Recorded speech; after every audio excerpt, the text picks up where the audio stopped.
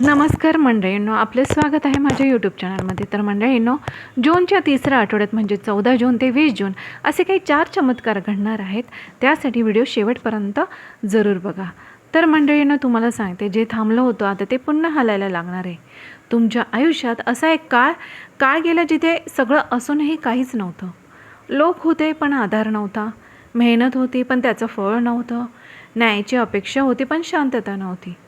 तुम्ही स्वतःलाच प्रश्न विचारला, मी चुकतोय का? मी जास्त चांगला वागतोय का? माझ्याच नशिबात हे सगळं का?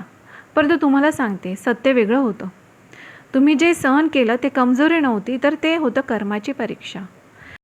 प्रत्येक परीक्षेला एक वेळ असते जिथे उत्तरपत्रिका तपासली जाते. तर तुम्हाला सांगते मंडळींनो, जूनचा हा तिसरा आठवडा हा तोच क्षण घेऊन येतोय. हा आठवडा फक्त दिवस बदलत नाही, तर तो काळाची दिशाही बदलतोय.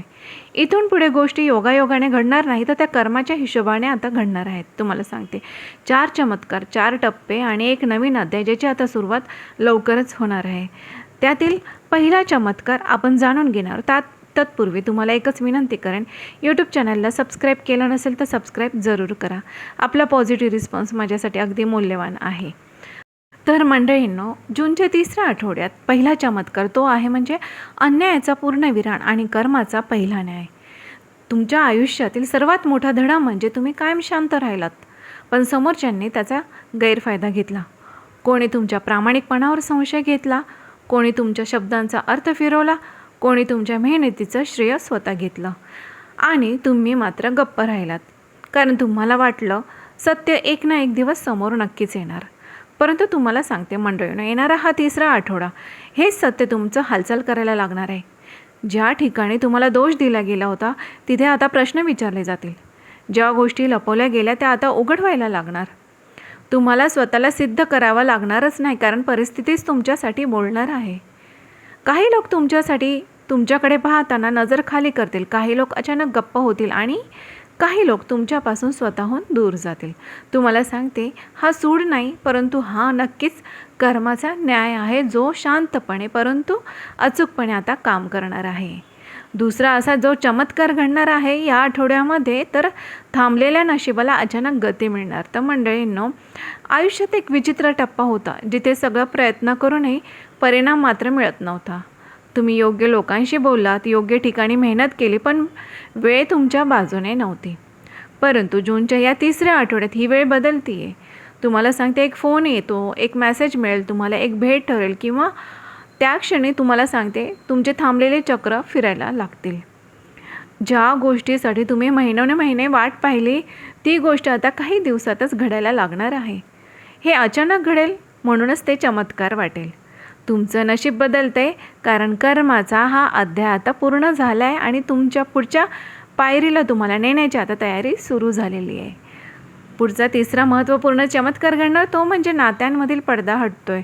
आणि हा चमत्कार तुम्हाला सांगते मंडळींनो, थोडा वेदनादायक आहे, परंतु तो सगळ्यात मुक्त करणार आहे, तुमच्या डोक्यावरचं ओझं हलकं करणार आहे.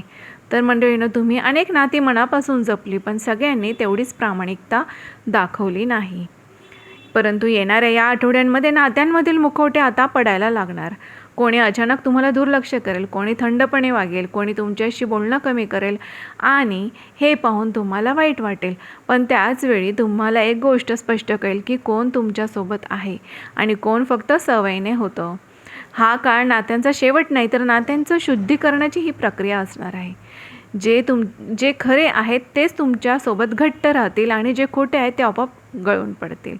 तर मंडळींनो, हा चमत्कार तुमच्यासाठी अतिशय तुम्हाला तुमचे डोळे उघडे करून देणार आहे आणि तुमच्यासाठी यशाकडे वाटचाल करून नेणार असणार आहे. तर चौथा चमत्कार असणार मंडळींनो, आतून बदलणारी चमत्कार. तर तुम्हाला सांगते मंडळींनो, तुम्ही बाहेर कोणालाही दिसणार नाही, परंतु हा चमत्कार आहे ना, जो की तुमचं संपूर्ण आयुष्य बदलवून टाकणार आहे. तर या आठवड्यामध्ये तुमच्या मनामध्ये एक शांत स्थैर्य निर्माण होणार.